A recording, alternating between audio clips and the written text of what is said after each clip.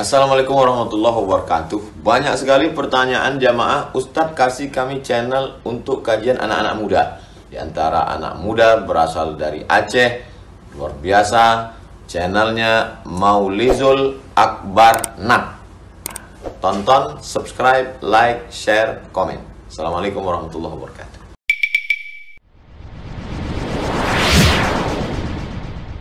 Assalamualaikum warahmatullahi wabarakatuh.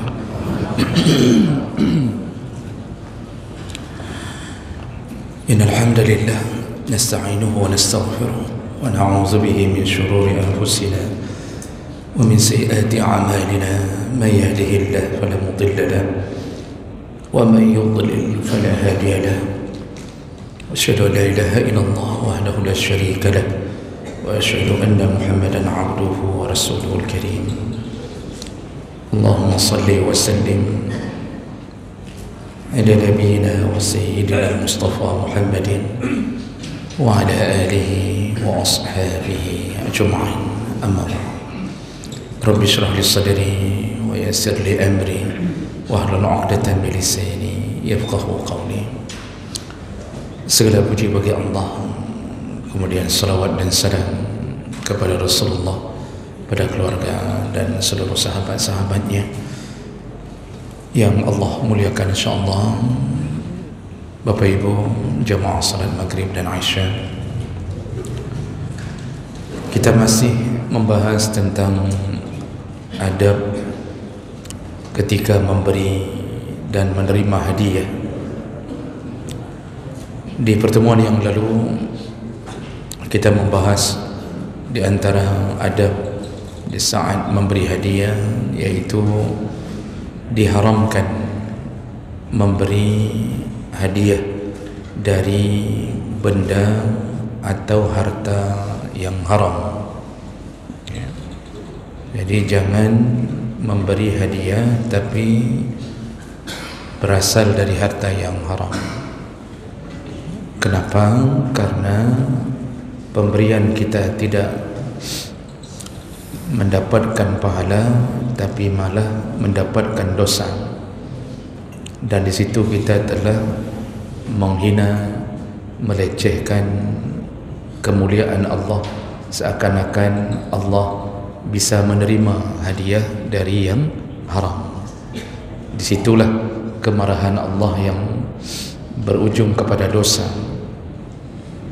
Dan kita sudah sebutkan di antara kasus-kasusnya memberi hadiah dengan tujuan melancarkan suatu pekerjaan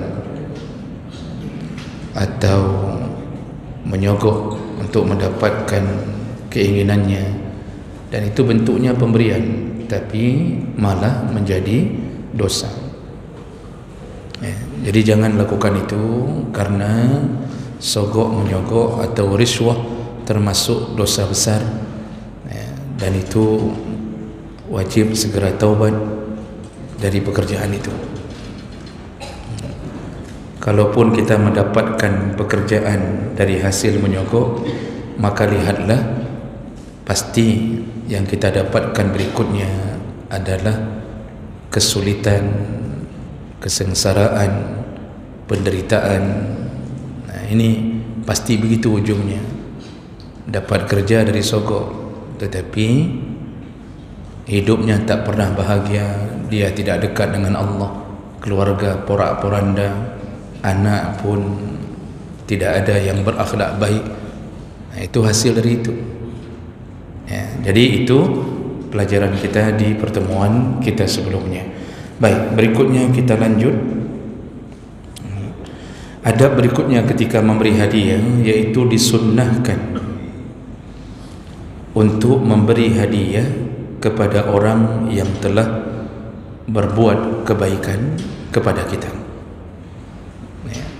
Disunnahkan memberi hadiah kepada orang yang telah berbuat baik kepada kita. Jadi orang berbuat baik itu dengan berbagai ragam cara. Ada kalanya orang berbuat baik dengan tubuhnya, dia telah menolong kita. Bahkan mungkin dia bersusah payah menghentikan perjalanannya hanya untuk menolong kita yang mungkin sedang tidak bisa melanjutkan perjalanan. Apakah kempes ban mobil kita, motor kita bocor, minyak habis, lalu tiba-tiba dia berhenti, dia menolong. Sunnahnya kita setelah mendapatkan pertolongan orang, sunnah untuk membalasnya dengan memberi penghargaan. Itu sunnah, dan itu ciri orang beriman. Dompet kita hilang, ditemukan oleh seseorang. Kalau kita punya iman, maka ketika kita lihat isinya masih lengkap, bahkan semua kartu tidak ada yang hilang, ini disunnahkan ketika kita telah menerima dompet itu kembali dengan utuh. Sunnah hukumnya memberi penghargaan. Berilah dia hadiah. Ya, maksud hadiah ya, jangan dikasih dompetnya. Ini ada juga habis kasih dompet balik, dia beri lagi hadiah, dikasih pula dompetnya. Itu bukan begitu seharusnya. Tapi ya, kalau ada uang di dalam dompet sekitar 500.000, 1 juta, berilah hadiah untuknya di atas kebaikannya yang telah mengembalikan harta kita. Yang berilah 50.000, 100.000, walaupun dia berbasa-basi, karena orang baik itu malu untuk menerima balasan di atas kebaikannya. Itu kalau orang yang akhlaknya mulia, mungkin waktu kita kasih, dia akan mengucapkan, oh, tidak usahlah, tidak apa-apa, ini saya lakukan karena Allah, hana payah nejuk sapu tadi. Itu basa-basi, dan itu kebaikan dia. Yang kita jangan dengarkan basa-basi itu, karena ada juga orang yang terlalu lugu. Begitu ada orang mengatakan, tidak usah dibalas apapun, saya lakukannya karena Allah. Begitu dibalas itu, dia langsung, oh ya udahlah, nanti sama Allah ya, ambil hadiahnya. Mungkin ni pemilik dompet ni mungkin anak pertama, ya. Ada ngen di ujungnya, ada ngen ujung, ya. Itu basa-basi orang. Yang kita pegang tangannya, ndak, saya sangat berterima kasih. Seandainya ditemukan oleh orang lain yang jahat, mungkin tidak akan kembali dompet ini. Langsung genggamkan 50.000, 100.000, genggamkan. Tak perlu tunggu dan basa-basi berikutnya. Ini ada yang cepat-cepat juga menggenggamkan, tak apa-apa, terima kasih banyak, dia genggamkan. Begitu dibuka di rumah, teribeng. Anak tulut tangan. Jadi ngetnya diuram, bukan lagi di ujung itu. Jadi jemaah hendakan Allah Subhanahu wa taala, apapun kebaikan orang, balaslah dengan memberi kebaikan, hadiah. Nak mesti uang, apa saja apa. Itu salah satu bahagian yang disenangi dalam agama kita. Jadi orang pun senang, orang merasa bahawa dia tak berharap pahalanya sudah sempurna, tapi dia dapat lagi sesuatu dari hasil kebaikannya. Nah, jemaah melakukan Allah Subhanahu wa taala. Ini masalah ini itu disebutkan oleh Nabi sallallahu alaihi wasallam dalam beberapa hadis. Di antaranya Rasulullah sallallahu alaihi wasallam menyebutkan melalui hadis Aisyah radhiyallahu anha, kana Rasulullah sallallahu alaihi wasallam yaqbalul hadiyah wa yusibu 'alaiha. Ada orang yang berbuat baik kepada Rasulullah dengan memberi Rasulullah hadiah. Nah, jadi Rasulullah duluan mendapat hadiah. Apa yang dilakukan oleh Rasulullah? Maka Rasulullah selalu membalas kebaikan orang. Dia selalu membalas kebaikan orang. Ini hadis riwayat Bukhari. Nanti dalam hadis yang lain Rasulullah sallallahu alaihi wasallam menyebutkan, min 'adati Nabi sallallahu alaihi wasallam idza kanat mustamirrah yaqtadi luzumahu. Rasulullah itu kalau seandainya dia mendapatkan sesuatu dengan cara rutin, maka dia tak pernah lupa untuk memberi contoh kepada umatnya untuk membalas semua kebaikan-kebaikan yang pernah ada untuknya. Lalu kemudian di dalam hadis Abi Hurairah radhiyallahu anhu, Rasulullah sallallahu alaihi wasallam juga menyebutkan tahabu, salinglah engkau memberi hadiah, maka akan timbul cinta di antara kalian. Dan ini tujuan kita membalas agar terikatnya hati, ya. Jadi dia memberi kita kebaikan, apakah hadiah juga atau apa saja, maka kita disuruh tahadu untuk membalas kebaikannya. Lalu kemudian dalam hadis yang lain dari Abdullah bin Umar radhiyallahu anhu qala Rasulullah sallallahu alaihi wasallam, man sa'alakum billah fa'atuhu. Kata Nabi, kalau ada orang yang meminta sesuatu kepadamu dengan memakai nama Allah, fa'atuhu. Ini Nabi memulai hadis ini dengan kalimat ini. Kalau ada orang meminta sesuatu kepadamu dengan memakai nama Allah, maka berikanlah. Nah, jadi ini yang kita beri ini karena dia telah menyebut nama Allah, maka tentu kita memberi dengan jaminan bahawa saksinya adalah Allah. Tapi kalau kita sudah tahu dia menyebut-nyebut nama Allah memang tujuannya menipu, itu jangan beri. Pengemis hari ini kan Pak cukup pintar. Pengemis hari ini meminta sesuatu itu selalu menyebut-nyebut nama Allah, padahal dia menipu. Kalau kita sudah tahu bahawa profilnya memang penipu, di saat itu boleh tak beri. Tapi kalau kita tak bisa menebak orang, jangan bersuuzan. Kita tak kenal siapa dia, tak pernah kita lihat, tiba-tiba muncul di depan rumah kita lalu meminta sesuatu dan dia memakai nama-nama Allah, ya. Kalau sudah terdengar nama Allah, berikan, karena Allah telah dijadikan sebagai penjamin oleh orang tersebut. Maka kita beri dengan jaminan Allah lah yang menjadi saksi di atas pemberian kita. Ujung-ujungnya ketahuan dia menipu, itu tak mengurangi pahala apa yang telah kita beri, selama kita di awal tak tahu, ya. Karena banyak orang yang menipu dengan memakai unsur-unsur agama. Bahkan yang lebih parah lagi, orang hari ini ada yang mengaku-ngaku mu'allaf, mendatangi dari satu masjid ke masjid yang lain. Itu sekarang susah mempercayai orang datang ke panitia masjid lalu mengatakan bahawa dia mu'allaf, dia kehabisan bekal dalam perjalanan, lalu kumpullah wang, jamaah-jamaah mengumpulkan uang untuknya. Ternyata ujungnya dia bukan mu'allaf. Kalau kita tak tahu siapa dia, tak mengurangi pahala. Tapi ketika kita sudah tahu dan fotonya sudah tersebar dia penipu, jangan berikan untuk kedua kalinya. Nah, ini maksud Nabi SAW pada kalimat pertama. Lalu Nabi sambung, kata Rasulullah SAW, wa man da'akum fa'ajibuhu. Barang siapa yang mengundangmu, maka penuhilah undangannya. Nah, ini perintah Nabi yang kedua. Kalau diundang, penuhilah. Ada undangan yang wajib datang, ada undangan yang sunnah datang. Undangan yang wajib datang yaitu walimatul urs, yaitu undangan walimah pernikahan. Nah, itu wajib datang selama tidak ada uzur. Jadi kalau sakit atau terlalu jauh, nah itu uzur.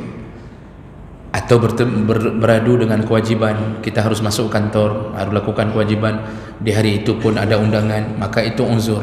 Tapi kalau tak ada uzur, tak boleh tak datang dengan panggilan atau undangan orang. Dosa tak datang memenuhi panggilan walimatul urs. Dan baru gugur kewajiban kita untuk datang selain daripada uzur tadi, kalau kita mendapatkan suatu kemungkaran di tempat walimah tersebut. Nah, itu gugur kewajiban. Begitu kita datang mau parkir motor, kita dengarkan ternyata walimah itu diisi dengan penyanyi dangdut, ada keyboard yang mengundang orang-orang dengan nyanyian-nyanyian yang tidak dibenarkan dalam agama. Kalau cuma salawat-salawat, nasyid-nasyid, itu masih banyak ulama membolehkannya, walaupun sebahagian tetap mengharamkannya. Tapi kalau sudah undang penyanyi dangdut, penari, mengundang perempuan, lalu kemudian berjoget bersama, itu begitu kita parkir motor dan kita tahu itu segera balik, tak perlu masuk. Begitu juga gugur kalau dihidangkan makanan-makanan yang berasal dari yang haram, itu boleh tidak datang. Atau terjadi kemungkaran berupa ikhtilat. Ikhtilat itu apa? Dalam walimah itu tidak dipisahkan laki-laki perempuan. Sudah bercampur-campur laki-laki kamu pok-pok punggung kan. Walaupun ada sebagian memang berharap supaya mau pok-pok kan, Pak. Tapi ini ada yang sudah campur baur di situ, Pak. Itu kalau kita lihat ini merendahkan marwah kita, menghilangkan izzah kita, kemuliaan kita, apalagi kita dikenal orang saleh, maka sebaiknya jangan hadir, boleh langsung pulang. Itu kalau ada kemungkaran. Saya juga heran, Pak, selama ini orang buat walimah pekan harus nak keyboard. Kenapa harus ada nyanyian? Padahal kita semua tahu itu nyanyian itu tidak sedikit pun membuat kita merasa nyaman di tempat walimah itu, dan semuanya itu sudah tahu, itu rahasia umum. Tidak ada orang yang sambil makan menikmati nyanyian, kecuali yang nyanyi itu, Pak, itu yang Masya Allah ada perempuan dengan seksi, itu dinikmati oleh orang-orang yang ahli maksiat. Memang dia sambil makan dah habis-habis makannya, matanya terus ke situ, Pak. Itu sama-sama bermaksiat. Tapi kalau kita orang faham agama, tidak ada nyanyian yang bisa kita nikmati di sedang walimah. Bahkan kita tidak sempat ngomong pun dengan saudara kita, dengan sahabat kita pun tidak sempat ngomong. Apalagi yang duduk langsung di depan loudspeaker, Pak, nyan mati Pak Alan, megedam-gedum langsung di telinganya, bicara pun tak terdengar. Tak ada yang nikmati. Saya pernah datang di tempat walimah, tak ada musiknya, tak ada kebisingan. Itu Masya Allah, ketemu sama siapa saja bicara, dapat kita, Pak, bisa bicara, dapat menceritakan masa-masa kenangan dulu waktu SMP, waktu SD. Kita kasih ingat dia kembali bahwa dia pernah beol di celana dulu. Itu sempat kita bicara itu. Makanya Nabi menyebutkan yang wajib datang diundang dalam walimah-walimah yang baik. Nah, tapi nanti selain daripada walimatul urs, itu semuanya sunnah. Undangan walimah akikah, walimah khitan, walimah apa saja itu, wakirah. Wakirah itu syukuran kalau tinggal di rumah baru, itu namanya wakirah. Itu sunnah juga melakukannya. Itu semuanya sunnah kita datang, tidak wajib. Jadi jemaah melakukan Allah, ini permintaan Nabi yang kedua. Lalu kemudian baru Nabi mengatakan, waman ahda lakum fakafi'uhu. Kalau ada yang berbuat baik kepadamu dengan memberi sesuatu atau memberi hadiah untukmu, fakafi'uhu, maka balaslah hadiahnya dengan kembali memberi hadiah. Nah, disuruh balas oleh Nabi. Kalau kita tidak bisa balas dengan yang sepadan, kita tidak bisa balas dengan sepadan, maka Rasulullah menyambung, fa in lam tajidu ma tukafi'uhu fad'u lahu. Kalau engkau tak bisa membalas hadiah orang dengan balasan yang baik, maka doakanlah dia. Nah, disuruh doa. Apa doa terbaik kepada orang yang memberi kita kebaikan? Ucapkan kalimat, kata Rasulullah, kalau ada orang berbuat baik kepadamu dan engkau nak mampu membalas dengan keterbatasan kita, maka doakanlah dia. Apa kata Nabi? Ucapkanlah jazakumullah khairal jaza. Semoga Allah membalas kebaikanmu dengan sebaik-baiknya balasan. Itu doa yang diajarkan Nabi. Makanya kita, Pak, kalau terima sesuatu dari orang, kita tahu ni nak mungkin kita balas sekarang, ucapkan dulu jazakumullah khairah. Itu sebenarnya kalimat pengganti terima kasih. Terima kasih sudah baik, tapi dia tidak bermakna doa. itu hanya ucapan perasaan. Makasih itu ucapan perasaan, artinya kita sopan, kita beradab. Kan kita ajarkan anak-anak kita, nak kalau diberikan angpau apa bilangnya? Makasih ya, bilang. Semua kita ajarkan terima kasih. Sekarang Pak, coba ganti dengan perkataan Nabi. Nak kalau diberikan angpau apa bacaannya? Ucapkan jazakumullah khairan.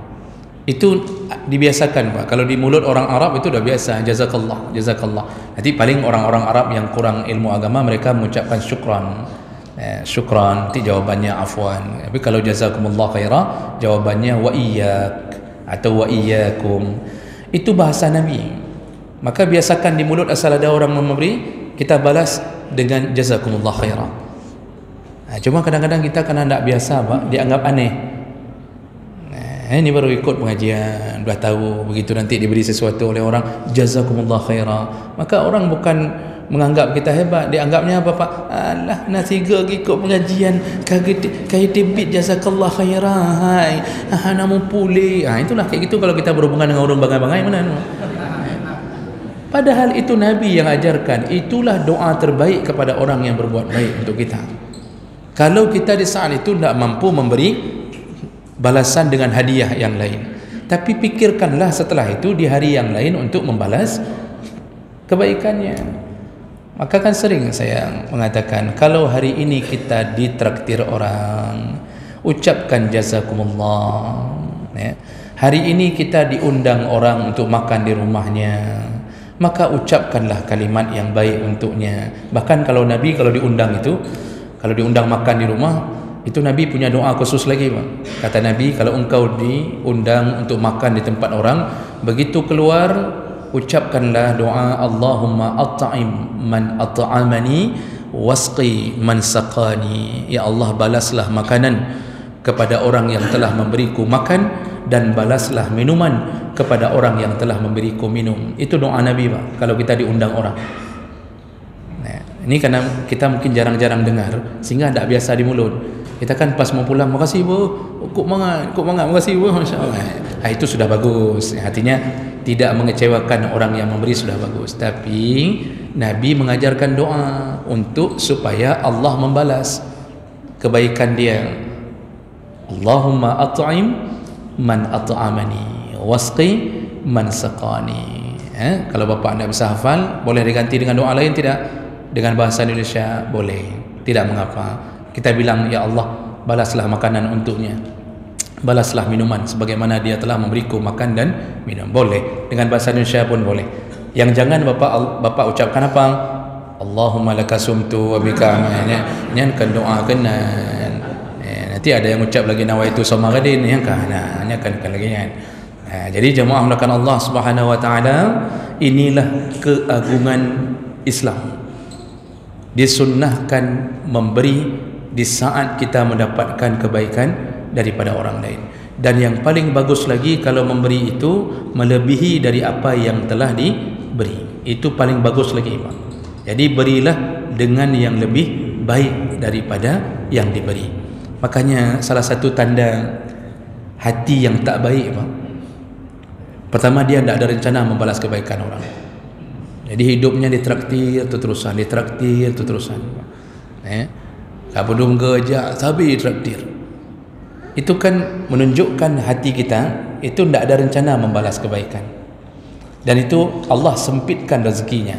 Dan dia telah masuk golongan orang-orang yang bakhil. Orang bakhil itu jangankan manusia yang benci, malaikat pun benci. Jadi malaikat saja mendoakan supaya harta orang bakhil ini hancur. Karena malaikat itu selalu berdoa kepada orang yang suka bersedekah, memberi. Malaikat berdoa, Allahumma a'ti mumfiqan khalafa. Ya Allah, berikanlah balas kepada orang yang suka memberi ini ya Allah. Tapi kepada orang yang tak pernah memberi, tak pernah membalas kebaikan orang, apa doa malaikat? Allahumma a'ti mumsikan talafa. Ya Allah, hancurkanlah harta orang ini. Jangan pikir orang yang tak pernah beri itu dia bisa menyimpan harta, bisa hemat, makan gratis terus-terusan, kan? Jangan pikir dia akan senang. Yang akan disenangkan Allah adalah orang yang sering memberi. Malaikat saja benci, apalagi kita. Masya Allah, kita sudah tahu Pak, 3 kali kita traktir, kita terusan yang bayar, kali keempat maka kita tidak ajak lagi Pak. Kita japri kawan-kawan yang sepaham saja. Yuk kita ngopi yuk, ya, yuk kita ngopi, ya, kita ngopi. Nanti ada yang nanya, tak kita undang fulan? Lah baik kau undang buinya, ikut fikir ini, begitu. Itu contoh sampai begitu bencinya. Kok create orang, ini fikir habis pandai membacut anak bakji. Tapi telat dompet di tepi dan kata-kata kan. Selalu dia keluarkan dompet terakhir begini. Kita benci Pak. Makanya faham-faham, kalau berteman tu faham-faham, jangan sampai dijauhi teman gara-gara sifat tak mau memberi. Jadi jemaah melakukan Allah Subhanahu Wa Taala, orang kasih 1 kita kasih 2, orang kasih 2 kita kasih 3. Nah, begitu juga Pak, disebutkan di dalam banyak perkataan para ulama, salah satu kebaikan orang yaitu ketika dia memberi hutang kepada kita. Itu orang beri hutang itu orang baik. Bahkan saya pernah mengatakan, lebih besar pahala memberi hutang daripada bersedekah. Lebih besar pahala memberi hutang daripada sedekah. Rasulullah ketika Isra Mi'raj, dalam hadis riwayat Muslim, Rasulullah melihat di atas pintu surga. Jadi di gerbang masuk surga itu ada tulisan yang dilihat Rasulullah, hadis sahih. Ya. Yang dibaca, yang tertulis bacaannya adalah as-sadaqatu bi'ashri amsalihha. Sedekah itu dibalas oleh Allah 10 kali lipat. Wal qardu bisamaniyata asyar. Sedangkan orang yang memberi hutang dibalas oleh Allah 18 kali lipat. Orang yang bersedekah dibalas sama Allah minimal 10 kali lipat. Orang yang kasih hutang 18 kali lipat. Kenapa lebih besar orang yang pahala orang memberi hutang? Ditanya oleh Nabi kepada Jibril, kenapa bisa begitu ya wahai Jibril? Satu hadis ni, Jibril jawab, kalau orang yang kita beri sedekah dia bisa membutuhkan, bisa tidak. Kan kita kasih sedekah sama orang, bisa saja dia ada beras di rumahnya, cuma dia kita kasih lagi, kita kasih sedekah itu dia bisa butuh, bisa tidak. Tapi kalau orang datang mengetuk pintu rumah kita, ini normalnya Pak, normalnya dia datang, dia nak pernah datang, tapi hari itu dia datang, lalu dia mengatakan tak ada lagi beras, dia minta uang pinjam sebentar, atau dia tak sanggup bayar SPP anak, dia pinjam pengsian. Kita lihat di wajahnya begitu memelas Pak, didampingi oleh istrinya juga ikut menangis di belakang kan. Lalu kemudian kita beri Pak. Begitu kita beri, maka malaikat mencatat hampir 2 kali lipat lebih besar dari pahala sedekah. Kenapa? Jibril melanjutkan keterangannya, karena orang kalau sudah mencari hutang, dia mencari hutangan, maka dia adalah orang yang benar-benar butuh. Jadi kita ini melepaskan kesulitan orang yang benar-benar butuh. Sedangkan sedekah dia bisa butuh, bisa tidak. Makanya lebih besar pahala orang yang memberi hutang. Yang kedua, para ulama mengatakan kalau bersedekah tidak ada risiko, karena kita tidak berharap balik. Tapi kalau berhutang berisiko Pak. Dia mungkin tak pernah kembali. Akhirnya hati kita yang tersiksa. Dulu dia datang dengan tangisan, kemudian kita mencari-cari dia juga dengan tangisan. Jadi tidak bayar-bayar tu. Akhirnya tersiksalah kita. Jadi itu makanya orang memberi hutang itu baik, itu orang baik. Seharusnya kan adabnya jangan sakiti hati orang memberi hutang. Nah, apa yang disuruh Pak? Kalau kita bayar hutang, disunnahkan untuk memberi hadiah. Jadi hutangnya berapa? 2 juta. Tambah Pak,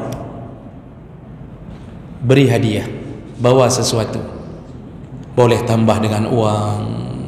Ini hutang 2 juta, nyompat nak bacut, alhamdulillah, terima kasih banyak, saya sudah diberi utangan, ini ada sedikit rezeki lebih, alhamdulillah, kasih Pak. Boleh tambah 100,000, 200,000, atau beli buah-buahan, atau beli apalah, belilah pizza, belilah burger, mi calu atau apa sajalah, ya, beli, tambahkan itu untuk orang beri hutang.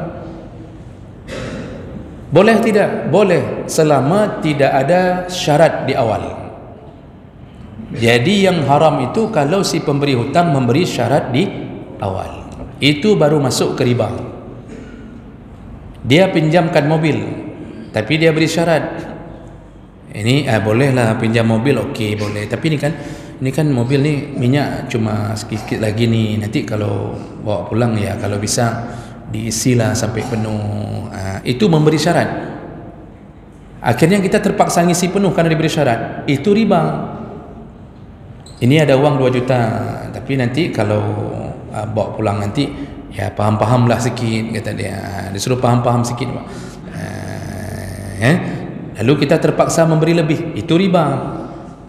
Kenapa? Rasulullah mengatakan kullu qardin jarra fihi manfa'ah fahuwa wajhun min wujuhir riba. Setiap pinjam meminjam, hutang piutang yang disyaratkan tambahnya, disyaratkan penambahan, selalu jatuh ke riba, ya, selalu jatuh ke riba.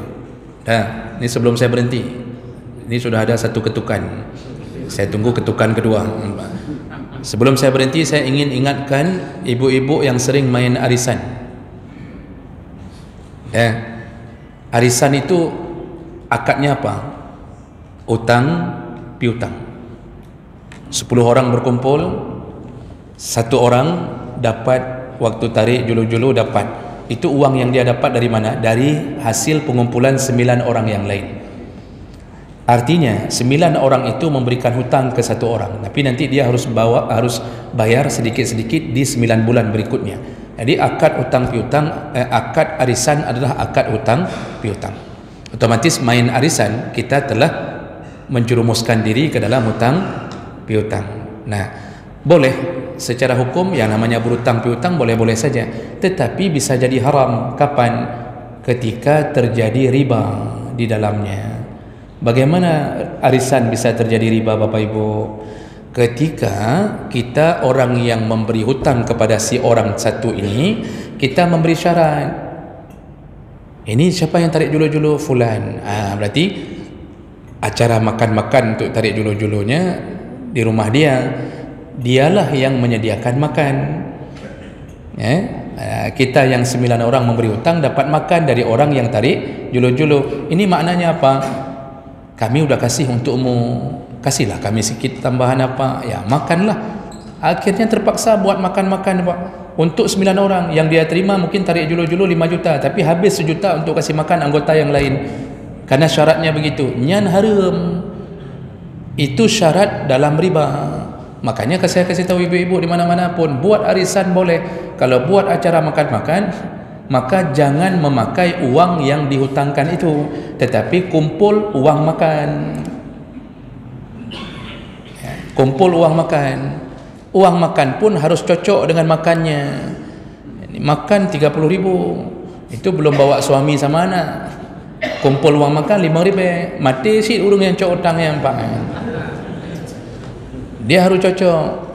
Jadi uang makan berapa? Ya 50.000 lah sekali kumpul 50.000 untuk makan. Oh, tidak datang. Siapa suruh tidak datang? Datanglah. Masalah tidak datang bukan urusan kita. Udah kumpul tidak datang, boleh bungkus, boleh bungkus, terserah saja. Yang penting jangan membebankan orang yang kita beri hutang dengan memberi makanan untuk kita. Nyangkanya riba. Jadi tidak apa-apa membalas kebaikan orang memberi hutang dengan hadiah. Jadi jangan sampai begini, Pak. Nyimpan hutang ku transfer ber, katanya ini saya hutang saya transfer ya. Udah ditransfer, terima kasih tidak ada, jazakallah tak ada, ya stiker-stiker yang baik-baik tidak ada kan. Kemudian tidak ada hadiah. Si orang memberi hutang dapat pahala, cuma kan dia tahu ini berarti orang ini tidak ada terima kasihnya. Dan itu main, Pak, di perasaan kita sesama manusia.